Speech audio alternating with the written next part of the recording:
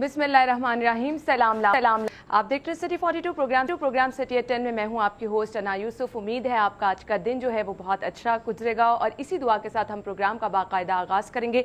कल संडे था और रोज़े भी हैं, रोज़े बल्कि ख़त्म होने को हैं। ईद की शॉपिंग आपने खूब की होगी और इसके साथ साथ अपनी छुट्टी भी भरपूर एंजॉय की होगी। मौसम में भी कदरे कुछ बेहतरी आई है और गर्मी का जोर जो है वो खासा टूट गया है। और इसी के साथ ही हम मौसम के हवाले से कुछ डिस्कस कर लेते हैं कि सुबह दर्जा हरारत क्या रहा और आने वाले टाइम में दर्जा हरारत क्या रहने वाला है। इसमें आपको बताते चलो 29 डिग्री सेंटीग्रेड रिकॉर्ड किया गया। इसके साथ साथ सुबह 9 बजे 32 डिग्री सेंटीग्रेड दर्जा हरारत रिकॉर्ड किया गया। 12 बजे 35 डिग्री सेंटीग्रेड रिकॉर्ड किया जाएगा।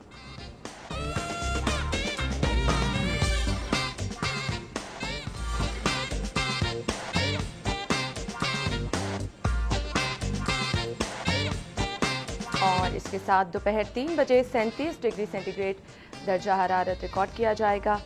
शाम 6 बजे 36 डिग्री और रात 9 बजे 32 डिग्री सेंटीग्रेड दर्जा हरारत रिकॉर्ड किया जाएगा।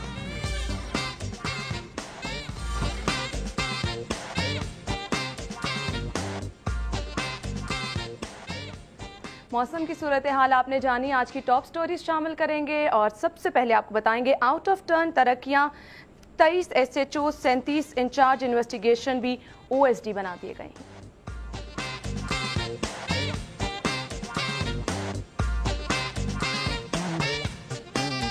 शादमान रमजान बाजार में ईदी मुहिम, लाहौर पार्किंग के सुपरवाइजर समेत 4 अहलकारों को मुअत्तल किया गया है।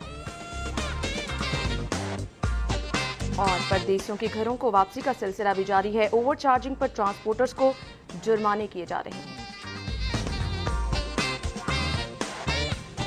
इसके साथ साथ आपको बताते चलें अवाम पाकिस्तान बचाने के लिए मुत्तहिद हो जाएं, धरने वाले फिर नाकाम होंगे, ऐसा कहना है वजीर आला पंजाब मियां मोहम्मद शहबाज शरीफ का।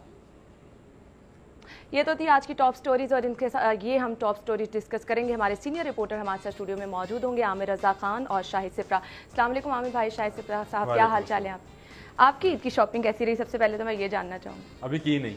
अच्छा ऐसे ही कहूँ, अभी नहीं। आमिर भाई छुट्टी वाले दिन भी नहीं आपने ईद की शॉपिंग? अब छुट्टी वाला दिन भी कल था लेकिन मेरी छुट्टी नहीं थी। अच्छा। लेकिन ये है हमारी जिम्मेदारियां डबल हो जाती। जो मजा चांद रात को शॉपिंग का है वो बिल्कुल वो कहीं और नहीं आता, किसी और दिन नहीं आता है। सही। हम क्योंकि लाहौर के रहने वाले हैं, लाहौर में रहते हैं, बिल्कुल इसलिए फिर इंतजार करते हैं कि चांद रात आए और फिर जाएं। इंतजार करते हैं सस्ती हो जाए चांद रात में महंगी होती है, शायद आपके इलम में नहीं है। दुकानदार कहते हैं कि बेच दें सारी चीजें जो है, निकल जाए, माल निकल जाए तो अच्छी बात है। चांद रात पे चीजें महंगी होती है, सियाने ने लाहौरी है भाई। लेकिन आमिर भाई इसका एक डिसएडवांटेज ये भी होता है कि एंड पे जाके जब हमने अपनी पसंद की चीजें लेनी होती है अक्सर हमें चांद रात को मिलती भी नहीं। आप शॉपिंग करते हैं तो आप इंजॉय करना चाहते हैं, शॉपिंग को आप रश देखना चाहते हैं, लोगों में जाना चाहते हैं, फेस्टिविटी होती है और फिर आप उसको बिल्कुल एक फेस्टिविटी के तौर पे लेना चाहते हैं। आपको पता है सुबह आपने सहरी के वक्त नहीं उठना है, रात आपने भरपूर तरीके से चांद रात मनानी है। लेकिन ये है कि मुझे तो ईद वाले दिन भी काम पे आना है, जरा जल्दी। साहब आपने भाभी की शॉपिंग कर ली? हाँ जी, करवा ली।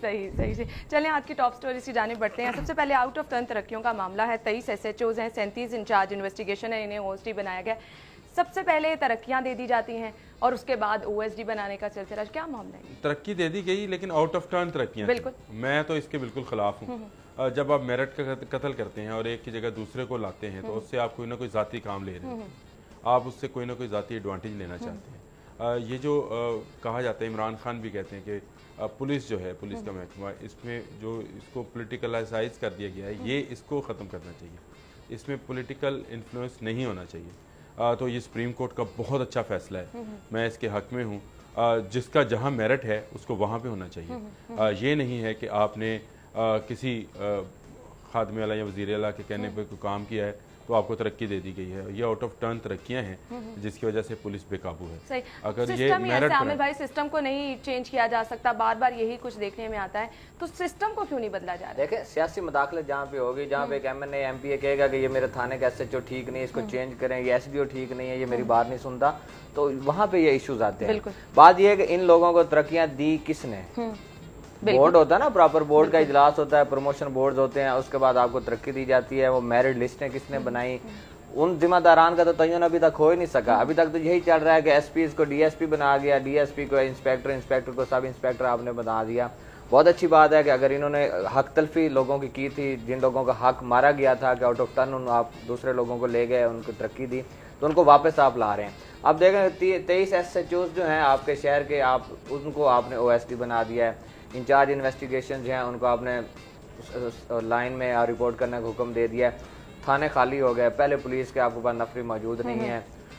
क्या होगा इससे? क्या नुकसान? पब्लिक को तो नुकसान होगा ना। तहफ़्फ़ुज़ तो खैर पुलिस देती नहीं है, चलो किसी हद तक अगर थाने में SHO मौजूद है तो कोई ना कोई काम कर रहा होता है। बात यह है कि उन जिम्मेदारान का तयन होना चाहिए कि जिन लोगों ने ये प्रमोशन बोर्ड्स करवाए, जिन लोगों ने इनकी लिस्टें तैयार हमारे यहाँ और ना कोई पूछने वाला है। नवाजा कौन किया, किसने नवाजा, किस तरह नवाजा, इन लोगों से क्या काम लिए गए, चाहे वो अरकान कौमी सूबाई असम्बली, चाहे सियासी शख्सियात ने लिए, उन चीजों को हाईलाइट करने की जरूरत है कि ये लोग आगे गए किस तरह, किस बुनियाद पे गए, पुल क्या था, टूल क्या इस्तेमाल किया गया, वजूहात क्या थी। वो वजूहात अभी तक सामने नहीं आई। अदालत आलिया का फैसला है, बल्कि अदालत उज़्मा का यह फैसला है कि सुप्रीम कोर्ट ने ऑर्डर किए हैं कि वापस हो जाएं। हमारे महकमे क्या कर रहे हैं? सही, बिल्कुल। महकमों को नहीं पता था कि हम ये सारा कुछ बहुत अच्छा है, मैं ये फैसले के तो हक में, कोई शक नहीं है। पेट्रोल की कीमत बढ़े, चीनी की कीमत बढ़े, क्या अदालतों में ही चैलेंज करना पड़ेगा? ये सारे इदारे, सारे महकमे, ये सरकारी गाड़ियां, मराद जिन लोगों को आप दे रहे हैं, लाखों में तनख्वाह दे रहे हैं, ये कुछ नहीं कर रहे। बिल्कुल ऐसा ही। इससे तो यही लग रहा है कि कोई रिट कायम नहीं है गवर्नमेंट की, कोई काम नहीं करना चाह रहा, बस जो पैसे मिल रहे हैं, मराद मिल रहे हैं। और इसका सबसे बड़ा नुकसान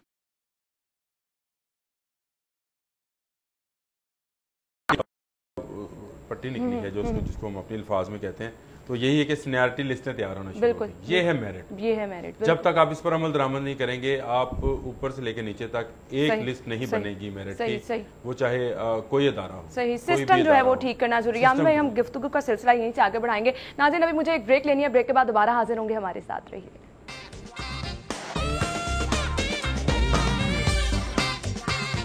गुफ्तगू का सिलसिला आगे बढ़ाएंगे। हमारे साथ हमारे सीनियर रिपोर्टर्स मौजूद हैं। आमिर भाई, मुझे तो ये सूरत हाल देख के बहुत अफसोस हो रहा है। सरकार की खिदमत करने वाले इस उम्र में आके ईद के मौके पर इस तरह ख्वार हो रहे हैं, सुबह से ही लंबी कतारों में लगे, क्या कहेंगे आप? इसमें हो सकता है आपको मेरी बात से इख्तलाफ हो, लेकिन इसमें लोगों का अपना भी कसूर है। मैं हमेशा ये बात करता हूँ, सिपरा इससे इख्तलाफ करता है, लेकिन मैं ये कहता हूँ कि मेरे अपनी फैमिली में 5-7 लोग ऐसे हैं जो पेंशन लेते हैं, बट उन गवर्नमेंट ने जब कहा कि आप अपने अकाउंट्स खुलवाएं, उन्होंने अकाउंट्स खुलवाए, जाकर रजिस्टर करवाए, आज उनकी सारे के सारी पेंशन जो है उनके अकाउंट्स में आ जाती है। सही। ये वो लोग हैं जिन्होंने कभी किसी की बात पर कान नहीं धरा, बुजुर्ग हैं, ये अकाउंट खुलाने में इनको कोई प्रॉब्लम होता होगा, इनके बच्चों के पास ये ऐसा नॉलेज नहीं है, इल्म नहीं है कि ये अकाउंट खुलाएं। अब बैंक का अमला क्या करे?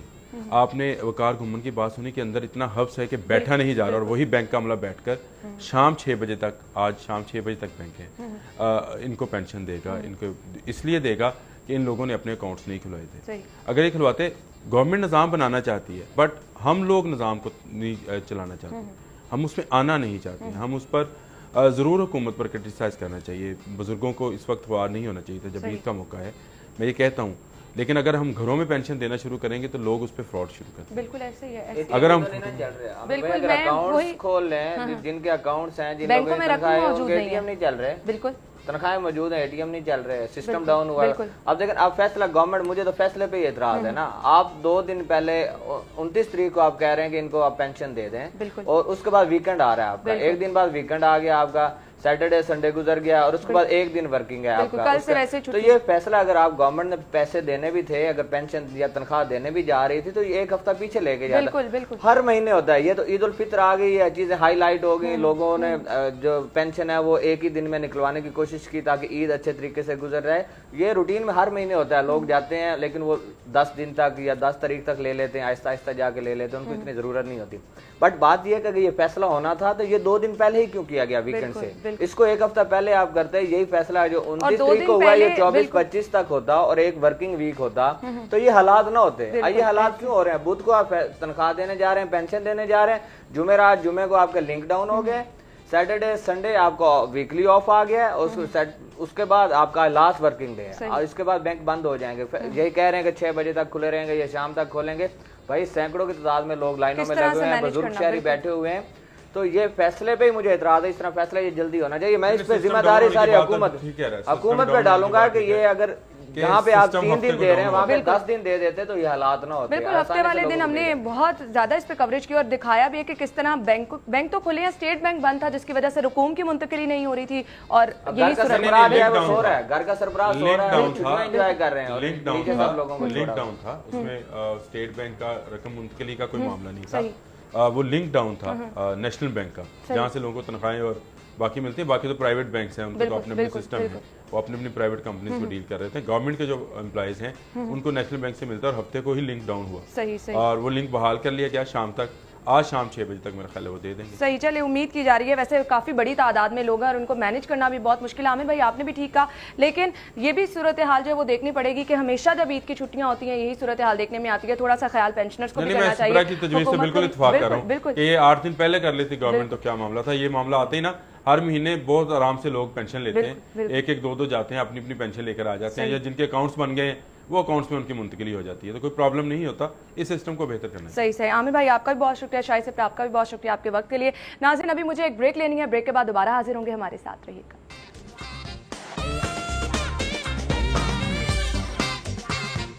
ब्रेक के बाद आपको एक बार फिर से खुशामदीद कहेंगे। सेगमेंट शामिल करेंगे माल का हाल।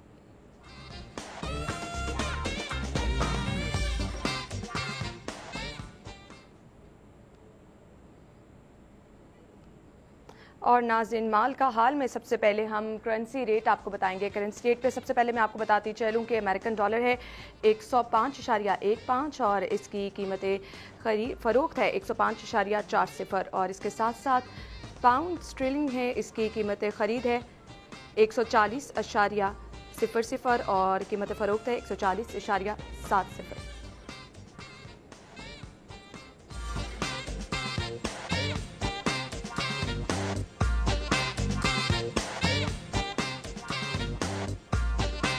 जी नाज़रीन यूरो कीमत ख़रीद है 116.00 और कीमत फ़रोख्त है 116.50।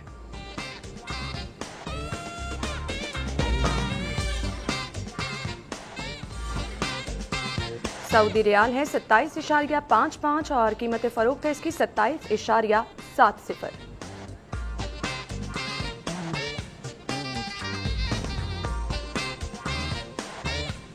यूए दिरहम अगर बात की जाए तो 28.35 इसकी कीमत ख़रीद है और कीमत फ़रोख्त है 28.50। कुवैती दिनार है 344.50 और कीमत फ़रोख्त है इसकी 347.00। ऑस्ट्रेलियन डॉलर की अगर बात की जाए तो इसकी कीमत ख़रीद 78.00 और कीमत फ़रोख्त है 78.45।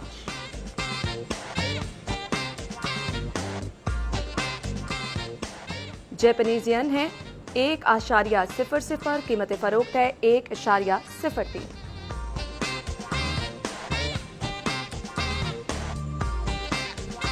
स्विस फ्रांस कीमत ख़रीद है 106.45 और कीमत फ़रोख्त है 107.35।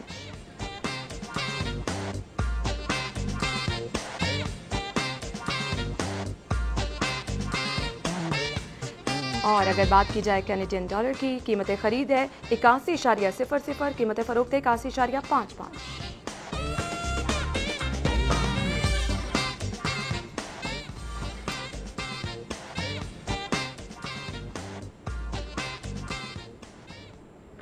करेंसी रेट्स आपने जाने, अब शामिल करेंगे सेगमेंट आज के भाव।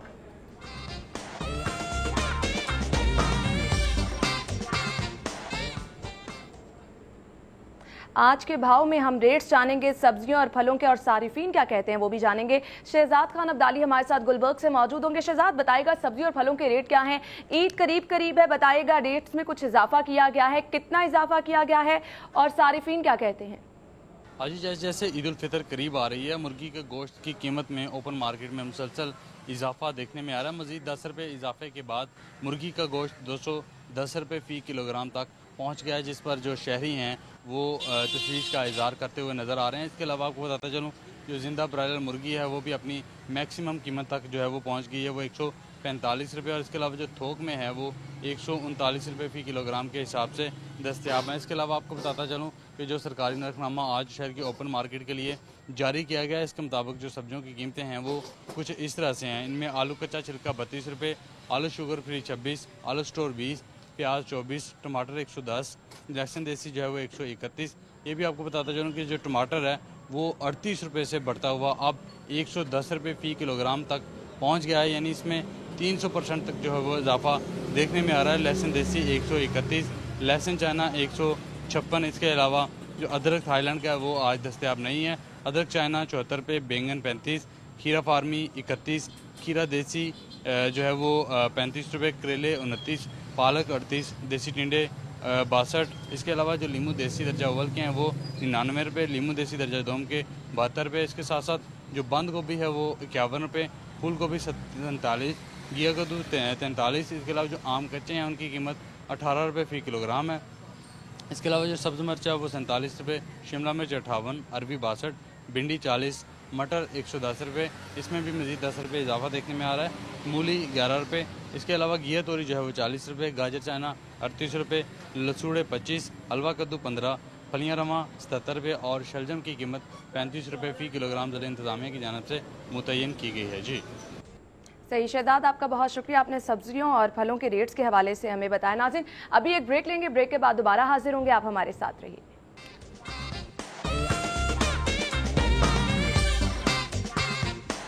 आपको खुशामदीद कहेंगे एक बार फिर से प्रोग्राम में। आज हमारे साथ हमारे गेस्ट मौजूद होंगे जो शायद किसी तारुफ के मोहताज नहीं है। बड़ा नाम है, सहाफ़त में दरख्शां सितारा है, अहले सहाफ़त के लिए काबिल फ़ख्र हस्ती हैं। ये सीनियर सहाफ़ी मुजीबुर रहमान शामी साहब हमारे साथ स्टूडियो में मौजूद होंगे। आपको बताते चले कि मुजीबुर रहमान शामी साहब जो हैं वो रोज़नामा पाकिस्तान के चीफ़ एडिटर हैं, इसके साथ साथ प्रेसिडेंट हैं CPN के, और इसके साथ साथ आपको बताते चलें कि इन्होंने सहाफ़त में गिरां कदर खिदमात सर अंजाम दी हैं और अभी भी गिरां कदर खिदमात सर अंजाम दे रहे हैं। सहाफ़ियों का इन्होंने हमेशा से ख्याल किया है, सहाफ़त के अलंबरदार रहे हैं, सहाफ़ियों के हुकूक की बात की है और इसके साथ साथ सियासत पर, सियासतदानों पर, मज़हब पर इन्होंने कड़ी नज़र रखी है। बिलाशुबा इनका नाम किसी तारुफ का मोहताज नहीं और हमारे साथ आज ये मौजूद हैं। हम इनसे बहुत सी बातें जानेंगे, इनके बारे में जानेंगे और आप भी इनके बारे में जान सकेंगे। अस्सलाम वालेकुम शामी साहब, क्या हाल चाल? वालेकुम सलाम। पहली बात तो ये है कि मैंने मजहब पर कड़ी नजर नहीं रखी, अहले मजहब पर रखी। बिल्कुल बिल्कुल, सही सही सही। वही हम यही जानना चाहेंगे कि अहले मजहब के साथ साथ मजहब पर, अहले मजहब पर वो लोगों को आपने बहुत कुछ बताया है, सहाफ़ियों को आपने बहुत कुछ सीखने को दिया है, तो इस वजह से हम जो हैं वो हमेशा से सहाफ़ी जो हैं वो आपको पढ़ते भी रहे हैं, आपके नक्शे कदम पर चलते भी रहे हैं और हम खुद आपसे बहुत कुछ सीखना चाहते हैं। बहुत मेहरबानी आपकी। और मैं प्रेसिडेंट हूँ CPN का, अब नहीं रहा जी। ये अब मैंने ये ओहदा छोड़ दिया है। सही, 2 साल पूरे हो गए थे। सही सही। अब हमारे ज़िया शाहिद साहब जो हैं सही सही, वो CPN के प्रेसिडेंट हैं। सही सही। चंद हफ्ते पहले उनको मुंतखब कर लिया गया। सही सही। चलें, ये भी आपने एक बहुत अच्छी एडिशन की है हमारे साथ। अच्छा शामी साहब, मैं आपसे ये जानना चाहूँगी, खासा बड़ा नाम, जिम्मेदारियाँ इतनी बड़ी, सहाफ़त में आपने गिरां कदर खिदमात सर अंजाम दी हैं, तो मैं आपसे ये जानना चाहूँगी सहाफ़त में आपने किस तरह से कदम रखा, क्योंकि बहुत से लोग आपके बारे में जानना चाहते हैं। नहीं, सहाफ़त में तो मुझे तो बचपन ही से ये लड़कपन से शौक था कि मैं अखबार नवीस बनूंगा। सही। और अगर अखबार नवीस न बन सका तो फिर वकील बनूंगा। तो पहली तरजीह मेरी यही थी। सही। और उसके मुताबिक ही मैं काम करता रहा। मैं तो जब छोटा सा था तो हमारे घर में जो मसरूफियात होती थी, बाद औक़ात एक घरेलू किस्म का अखबार भी निकालता था। तो ये तो मेरा शौक़ था। और मैंने लड़कपनी में जो पढ़ा, मौलाना अबुल कलाम आज़ाद को पढ़ा और दूसरे दोस्तों को देखा। नसीम इजाज़ी साहब का अखबार कोहिस्तान था, उस वक़्त नवाए वक़्त था हमीद नदामी साहब का अखबार। तो ये सब को इनको मैं पढ़ता था तो, और मौलाना आज़ाद की किताबें पढ़ता था। तो मेरे दिल में ये ख्याल पैदा होता था कि एक आज़ाद ज़िंदगी गुजारनी चाहिए, तो कोई जॉब नहीं करनी चाहिए कहीं, और सरकारी मुलाजमत तो बिल्कुल नहीं करनी चाहिए। बिल्कुल। तो इसलिए यही जो शौक़ है मेरा, वो मुझे इस शोबे में ले गया। और अब तो कमो बेश 50 साल हो गए अब तो इस वादी में। और मैंने जब काम शुरू किया तो 100 रुपये मेरा मुआवजा मुकर्रर हुआ था और उससे मैंने काम शुरू किया। और अल्लाह का फजल है कि बाद में बस ज़िंदगी पर गुजरती चली गई। सही। और अब वहाँ आपके सामने बैठा। सही। अच्छा शामी साहब, मैं आपसे ये जानना चाहूँगी, ज़फ़र अली फाउंडेशन आपने बनाई, उस वक्त की सहाफ़त में आज की सहाफ़त में क्या फ़र्क देखते हैं आप? देखिए, जो ज़फ़र अली ट्रस्ट है, मौलाना ज़फ़र अली ख़ान बहुत बड़े अखबार नवीस थे हमारे दौर के, हमारे दौर के नहीं बल्कि हमारे से पहले वाले दौर के, बल्कि हर दौर के। तो आज़ादी की लड़ाई लड़ी उन्होंने, रोज़नामा ज़मींदार सबसे बड़ा अखबार था सब कॉन्टिनेंट का, और एक पूरी दुनिया में उनका चर्चा था। और ज़फ़र अली ख़ान ने क़ैदोबंद की सोबतें उठाई, तहरीक पाकिस्तान में जी जान से हिस्सा लिया। तो उनकी याद में एक अदारा कायम होना चाहिए, इसके लिए हमारा मुतालबा होता रहा, और ताकि उनके काम को महफूज किया जा सके, उनके जो आसार हैं उनको महफूज किया जा सके। तो बिलाखिर ये चौधरी परवेज़ अली साहब के दौर में एक ज़फ़र अली ख़ान ट्रस्ट जो है वो कायम कर दिया गया, और इसके चेयरमैन जो हैं वो हमारे बड़े मारूफ सरकारी अफसर थे, और ये मुतसिब भी रहे पंजाब के, और क्रिकेट बोर्ड के चेयरमैन भी रहे खालिद महमूद साहब, वो मुकर्रर हुए। और इसका जो ट्रस्टीज़ का बोर्ड बना उसमें मैं भी शामिल था, मौलाना ज़फ़र अली ख़ान के पोते हैं वो भी शामिल हुए इसके अंदर, और कई दूसरे दोस्त भी हैं। तो फिर ये जो ट्रस्ट है इसने उनकी सारी मतबूआत जो हैं शाया की हैं, उनके अदारिये जो हैं उनको इकट्ठा किया है, और ताकि नई नस्ल को आगाह हो सके उनके कामों से, बल्कि उनके ऊपर एक डॉक्यूमेंट्री फिल्म भी बनाई है, सही, जिसे बहुत पसंद किया गया। अच्छा शामी साहब, मैं आपसे ये जानना चाहूँगी, उस वक्त की सहाफ़त आज की सहाफ़त कैसे देखते हैं आप? देखिए, असल बात क्या है, एक जैसे आप देखिए ज़िंदगी के चलन बदलते हैं, उसी तरीक़े से हमारी सहाफ़त में भी तब्दीली वाक़ हुई। सही। उस वक्त की सहाफ़त से आज की सहाफ़त कई मामलात में बहुत आगे है। उसकी देखिए, उस पर जो उसकी मालूमात इकट्ठा करने के ज़राए हैं उनमें बहुत इजाफ़ा हुआ। जो आज उसके बाद उस वक़्त किताबत होती थी उर्दू सहाफ़त में, और बड़ी देर लगती थी, हाथ से लिखते थे अखबार, और कई कातब मिलकर एक अखबार मुरतब करते थे। अब वो चीज़ें कंपोज होती हैं, और घंटों का काम जो है वो लम्हों में हो जाता है। और इसी तरीके से जो प्रिंटिंग थी उसकी फैसिलिटीज़ कम थी, और अब तो अखबार बहुत कई रंगों में छपता है, और इतना ज़ख़ीम अखबार होता है, कुछ ज़माने में तसव्वुर नहीं था। फिर इकोनॉमी हमारी बहुत बढ़ गई है, और इश्तहारात बहुत होते हैं। उस ज़माने में इश्तहार का जो बड़ा ज़रिया वो हुकूमत थी, और उसी हुकूमती ज़राए पर अक्सर अखबारात जो थे उनका तकिया होता था। फिर आप देखिए, अब नेट की सहूलतें आ गई हैं, पूरी दुनिया एक ग्लोबल विलेज हो गई है, तो इंफॉर्मेशन गैदरिंग जो है वो बहुत आसान हो गई है। तो इस लिहाज से तो अखबार टेक्नोलॉजिकली भी और अपनी वुसअत के एतबार से तो उन अखबारात से बहुत मुख्तलिफ हैं और बहुत आगे हैं। सही। लेकिन उस वक्त क्योंकि आज़ादी की तहरीक चल रही थी, जो यानी आप देखिए मौलाना ज़फ़र अली ख़ान का जो अहद है, या और आज़ादी की तहरीक जो चलती है उसमें इन लोगों ने जो हिस्सा लिया, तो इन्होंने बहुत कुछ कुर्बानियाँ दी, बहुत कुछ लुटाया, जेलों में गए, और एक कौम में एक दलबला पैदा किया। और इस लिहाज से जो अखबार नवीस हैं उनको एक इज़्ज़त दी, कलम को, अहले कलम को एक इज़्ज़त मिली। तो आज भी हम समझते हैं कि जो अखबार नवीस है उसको बेखौफी से अपने फ़राइज़ अदा करने चाहिए, और मारूजियत उसमें होनी चाहिए, यानी खबरों के अंदर तो गैर जानबदारी होनी चाहिए, तबसरे में जानबदारी हो सकती है। बिल्कुल बिल्कुल। तो लेकिन अखबार नवीस का जो कैरेक्टर है उसकी अहमियत उतनी ही है आज भी जितनी उस वक्त थी। और आज अखबार नवीसों से लोगों को बहुत सी शिकायत पैदा होती है। वो कहते हैं एहतियात उस तरह नहीं की जाती। जब से इलेक्ट्रॉनिक मीडिया आया है तो शिकायत में इजाफा भी हो गया। देखने में नहीं आती, जैसे ही इलेक्ट्रॉनिक मीडिया आया, सोशल मीडिया पे बहुत ज्यादा सहाफी एक्टिव नजर आ रहे हैं। सोशल मीडिया तो एक नई चीज आ गई है। बिल्कुल बिल्कुल। वो तो एक पलक झपकते में आप दुनिया भर में अपनी बात पहुंचा देते। तो आप नहीं समझते सहाफियों की जिम्मेदारी जो है वो बहुत ज्यादा बढ़ गई है? हाँ जी, आपकी बात जो है बहुत तेजी के साथ फैलती है, ज्यादा लोगों तक पहुंचती है, इसलिए जिम्मेदारी भी ज्यादा हो गई है। और एक एक लफ्ज जो है वो सोच कर लिखना चाहिए, सोच कर ज़बान से अदा करना चाहिए। और अगर आप किसी की तौहीन करते हैं और इस तरह की इंफॉर्मेशन देते हैं जो कच्ची पक्की है और उसको कंफर्म नहीं किया गया, तो आप समझिए कि आप तो फिर एक दहशतगर्दी आप कर रहे हैं। आपका पेशा जो है वो सहाफत नहीं रहा। तो सहाफत तो एक बड़ा तकद्दुस है इसके अंदर। ये सिर्फ अपने अजहार का नाम नहीं है, अपने जिम्मेदाराना अजहार का नाम है। वो जो कहते हैं ना, मेरी आज़ादी की हद वहाँ ख़त्म हो जाती है जहाँ आपकी आज़ादी की हद शुरू होती है। सही। तो अगर मैं सोचे समझे बगैर और झूठी इतलात और इत्तहामात और इल्ज़ामात और लोगों तक पहुंचाता हूं, तो फिर मैं इस बात का तकाजा करता हूं कि मेरे खिलाफ कार्रवाई की जाए और मुझे रोका जाए। बिल्कुल, बहुत अच्छी बात की है आपने, बहुत जिम्मेदारी की बात है जो आपने कही है। सहाफ़ियों को, मैं तो कहती हूँ तमाम सहाफ़ियों को इस चीज़ का ख्याल रखना चाहिए। शामी साहब, आपसे गुफ्तगू का सिलसिला आगे बढ़ाएंगे, अभी मुझे एक ब्रेक लेनी है। नाज़रीन, ब्रेक के बाद दोबारा हाजिर होंगे, हमारे साथ रहिएगा।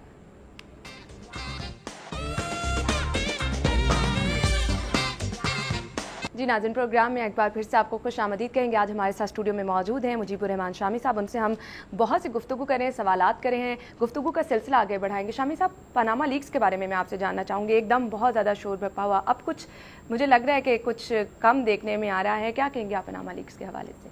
देखिए, पनामा लीक्स में कई लोगों के नाम आए, उसमें प्राइम मिनिस्टर के बच्चों के नाम भी थे।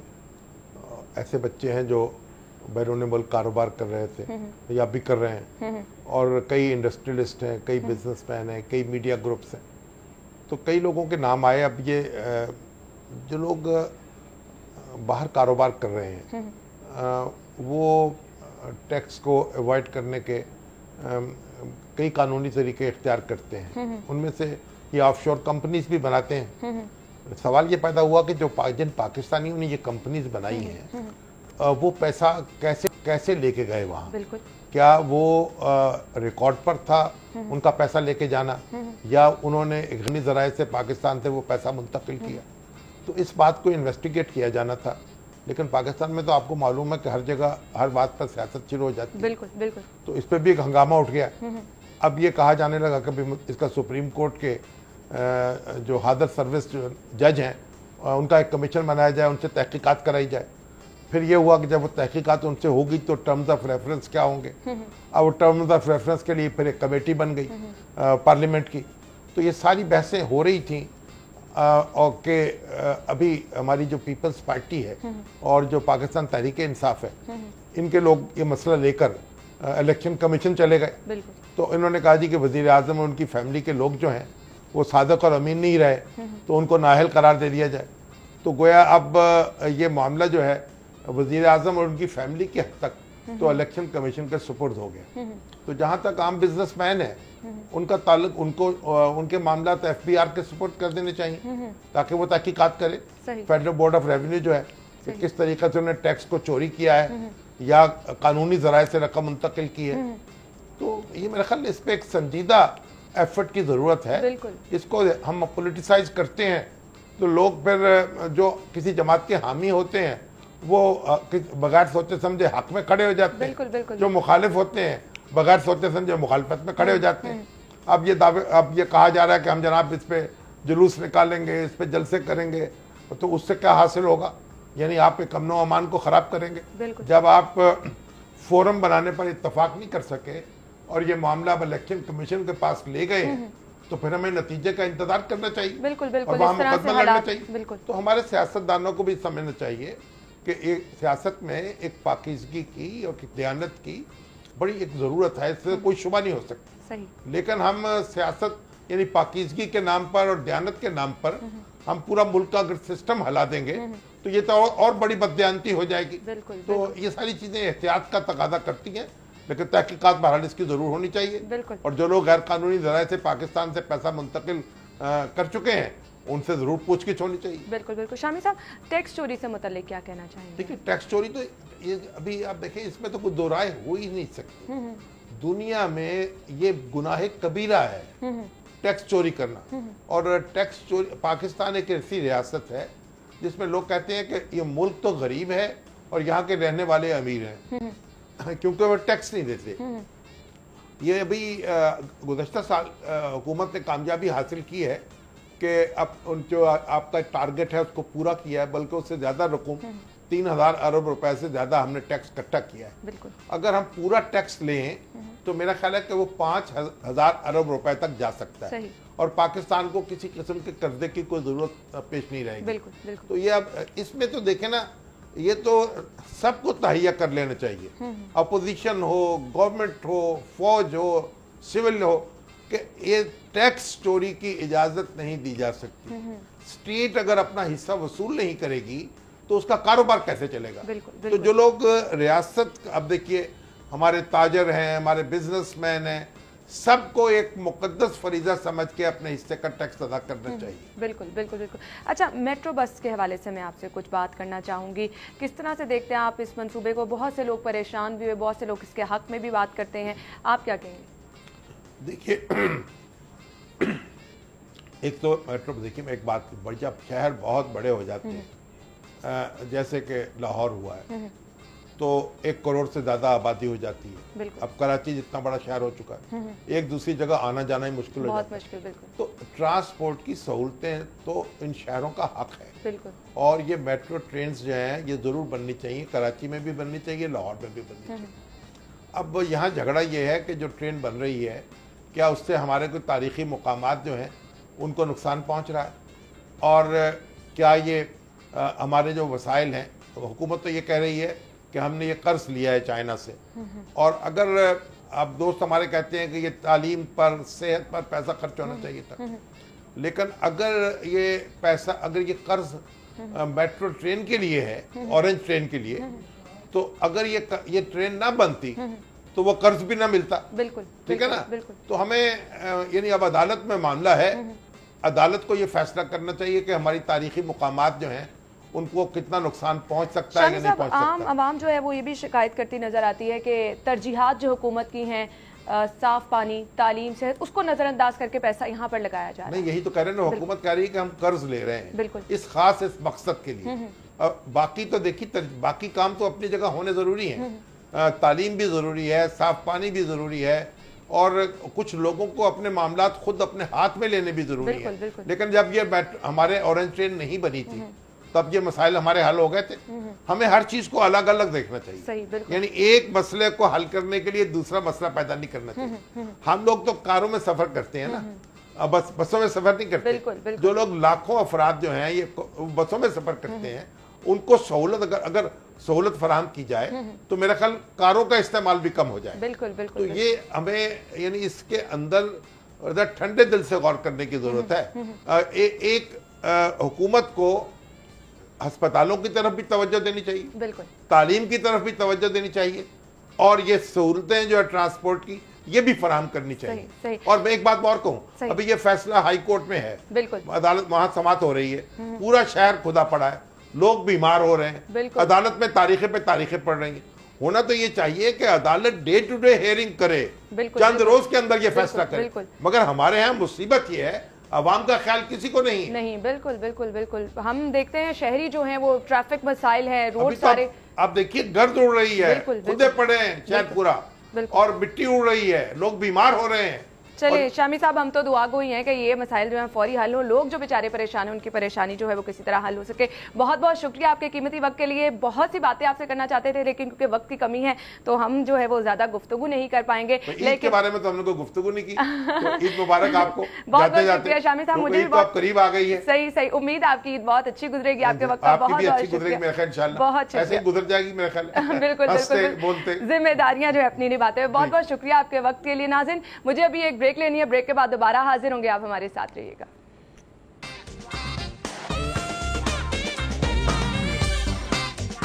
जी नाज़रीन, ब्रेक के बाद आपको एक बार फिर से खुशामदीद कहेंगे और अब शामिल करेंगे इस सेगमेंट मेरा शहर लाहौर।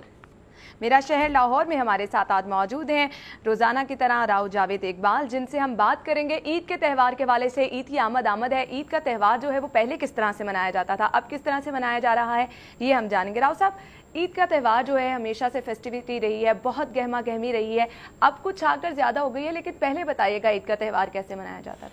ईद का त्यौहार जो है वो लाहौर में, हम लाहौर की बात करेंगे कि लाहौर में किस तरह से मनाया जाता था। तो पहले जो है वो लाहौर पे हिंदू राजाओं की हुकूमत थी, राजा जयपाल, अनपाल, तरलोचन पाल और भीमपाल। ये सारे। इसके बाद 1021 में सुल्तान महमूद गजनवी ने जो लाहौर को फ़तह किया, पहले 3-4 साल जो है वो लाहौर का कंट्रोल हमला करके फ़तह करने के बाद वो यहाँ से चले गए, लेकिन कंट्रोल जो था वो हिंदुओं राजाओं के पास ही रहा। उसके बाद लाहौर के गवर्नर हुए हैं, तो उसके बाद सरकारी सरपरस्ती मिली ईद के त्यौहार को, और लाहौर में मुसलमानों ने ईद का त्यौहार सरकारी सरपरस्ती में मनाना शुरू किया। तो इस तरह से 1021 में जब लाहौर फतह हुआ तो उसके बाद मुसलमानों ने लाहौर में ये त्यौहार। राव साहब, अगर उस वक्त के ईद के त्यौहार की बात की जाए तो जो ट्रेडिशंस हैं, हमारी रिवायात हैं, वही शलवार कमीज कुर्ता, तो क्या पहले भी यही सब कुछ चलता आ रहा था? पहले जो है वो शुरू में, क्योंकि ये सारा लाहौर जो था ये हिंदुओं का था, और जो लिबास और दूसरी चीज़ें जो हैं, फिर ये कि जो हिंदू ही थे यहाँ के, उनमें से ही बड़ी तादाद में मुसलमान हुए। तो शुरू में जो लिबास जो था वो हिंदुआना ही चलता रहा, लेकिन आहिस्ता आहिस्ता जो शऊर आता गया और पता चलता गया कि हम एक अलग मज़हब है, अलग कौम है, तो उस तरह से फिर इस्लामी तरीके से लिबास आता गया। और इसी तरह से ये कि अगर चाँद देखने की हम बात करें तो चाँद का ये था कि शाही किले में जिस वक्त अकबर के दौर में, यानी मुग़ल दौर से जो सिलसिला, इसमें और बड़ा मुग़ल आए और इन्होंने आके एक नई जो है वो जिद्दत दी हर लिहाज से, त्यौहारों में भी, क्योंकि शुरू में जो त्यौहार थे वो 2 ही मनाए जाते थे, एक ईद उल फितर और एक ईद उल अज़हा। उसके बाद जब मुग़ल आए हैं तो फिर जश्न नौरोज़ जो है वो भी लाहौर में एक बड़ी शान शौकत के साथ मनाया जाने लगा। सही से। अच्छा राव साहब, मैं आपसे ये जानना चाहूँगी, जिस तरह अब जो है लोग ईद पे इतनी शॉपिंग्स कर रहे हैं, और ईद से हम 10 दिन पहले अगर बाज़ारों में रश देखना शुरू कर दें तो वो हमें बताता है कि अब जो है वो ईद किस तरह से लोग मना रहे हैं। तो क्या पहले भी इस तरह ईद के त्यौहार से कबल मेहंदियाँ लगाई जा रही हैं, शॉपिंग हो रही है, यही फेस्टिविटी? हाँ, ईद के त्यौहार से कबल पहले तो चाँद की बात है कि चाँद किस तरह से देखा जाता। तो अकबर ने जिस वक्त किला दोबारा बनवाया पुख्ता ईंटों से, तो उस वक्त एक बुर्ज जो है ना, शाह बुर्ज इसमें है और एक लाल बुर्ज है। तो बुर्ज वैसे बेसिकली तो ये बनवाया था उन्होंने हाथी की लड़ाई देखने के लिए और शहर का नज़ारा करने के लिए, और दूसरा ये कि जिस वक्त हमला होता था तो इन बुर्जों पे खड़े होके तो अंदाज़ा लगाया जाता था कि हमला आवर कितनी मतलब फासले पे हैं, और उनकी हरकत व सकनात का जायज़ा लेने के लिए। लेकिन ईद का जो चाँद था वो भी इन्हीं बुर्जों पे खड़े होके देखा जाता था, और इसी तरह से मुफ्ती और शहर का जो काजी था उनकी एक कमेटी बनती थी, उसमें जो इमाम थे शाही जो होते थे वो शामिल होते थे, और वो फिर चाँद देखने के बाद बादशाह को इतला करते थे, और बादशाह को इतला वो इमाम या मुफ्ती करता था जो बादशाह के ज़्यादा करीब हो। उसको फिर बड़े नजराने मिलते थे, बड़ी जागीरें मिलती थी। और इसमें एक्साइटमेंट जो है वो एक अलग सी होगी, क्योंकि अब तो लोग जो है वो ईद का चांद देखने के लिए टीवी लगा लेते हैं कि अब टीवी पे देख लें कि ईद का चांद नजर आया या नहीं आया। जो आप बता रहे हैं उसमें एक एक्साइटमेंट का आंसर जो है वो नजर आ रहा है, वो था। और उसमें इतलाक की जो जिस तरह से आजकल हो रही है मीडिया के जरिए, इस तरह से नहीं थी। लोगों तक किस तरह ये बात पहुंचाई जाती थी? लोगों तक इस तरह से पहुंचती थी कि बादशाह को इतला के बाद बादशाह उसको कंफर्म करता था, और फिर सरकारी सतह पे ईद का चांद नजर आने की इतला की जाती थी, और वो इतला तोप के गोले को दाग के की जाती थी, यानी तोप का गोला फायर किया जाता था, उससे पूरे शहर में इतला हो जाती थी कि चांद नजर आ गया है। सही। अच्छा, उसके बाद हम कुछ ईद की शॉपिंग्स की बात कर लेते हैं। जिस तरह मेहंदियाँ लगाई जा रही हैं, चूड़ियाँ पहनी जा रही हैं, ईद की तैयारी पहले की, तो ये भी तब भी ऐसे ही ईद के त्यौहार को सेलिब्रेट किया जाता है? बिल्कुल इसी तरह से किया जाता था। उस वक्त ये था जिस तरह से मेहंदी अब बनी बनाई मिल गई और पैकिंग में मिलती है मुख्तलिफ ब्रांड की, और हर जगह आसानी से दस्तयाब है। उस वक्त ये था कि मेहंदी के पौधे थे। अच्छा। और लाहौर में बड़ी तादाद में मेहंदी के पौधे थे, और अब भी बाज़ जगह पे हैं। तो उनके पत्तों को जो है वो कूट पीस के और एक मखसूस तरीके से उसको वो पेस्ट बना के तो वो मेहंदी इस्तेमाल की जाती थी। आजकल जो मेहंदी है वो ये सारे सेंसेस और वो मुख्तलिफ केमिकल उससे मिला के वो की बनाई जाती है। सही। और अब तो देखा जाए मेहंदियाँ बहुत से डिजाइनों की लगाई जा रही हैं, और लोग जो है ईद की तैयारियां भरपूर कर रहे हैं। राव साहब, आपके वक्त का बहुत बहुत शुक्रिया। लोग तो ईद की तैयारियां कर ही रहे हैं, आपने भी हमें बताया कि ईद पहले किस तरह से मनाई जाती थी। बहुत बहुत शुक्रिया। नाज़रीन, राव साहब हमारे साथ मौजूद थे और बता रहे थे कि किस तरह से गुज़िश्ता दौर में ईद मनाई जाती थी और अब क्या ईद के त्यौहार को किस तरह से सेलिब्रेट किया जाता है। प्रोग्राम का वक्त खत्म हो जाता है, मुझे इजाजत दीजिए, दुआओं में याद रखिएगा। अल्लाह हाफ़िज़।